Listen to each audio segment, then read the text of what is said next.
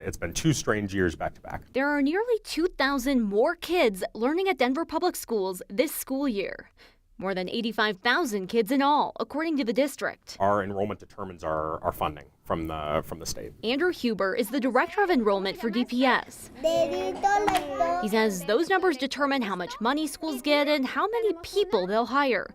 The board, too, looked at enrollment this fall when weighing how many schools would close. Our enrollment's a big deal. That number rising mainly due to a massive influx of migrant students last year. We were excited to welcome these new-to-country students into our system, and we're excited that they made the choice to enroll in DPS when they arrived in the metro area. Last year, more than 4,700 new-to-country students joined DPS.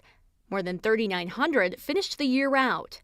80% of those students are still here. We saw substantial retention of those kids over the summer, and I think unprecedented situation. But with a new administration comes uncertainty for many of these migrant families in Denver.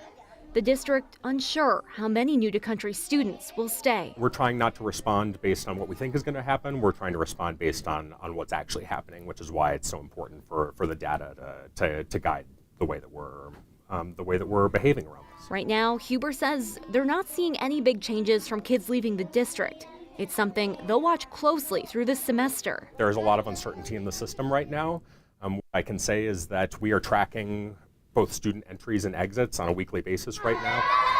With so many unknowns, Huber says the district is keeping a close eye on the numbers and their students. A lot of counting. Ready to respond to whatever lies ahead. DPS is already starting to prepare the district's budget for next year. Knowing how many students they'll have will be critical. Huber says they've got projections they're using to help them navigate these next steps. And he says they'll just do what they need to do with the best they can and the data they have and adjust when changes pop up. Rachel Krause, 9 News.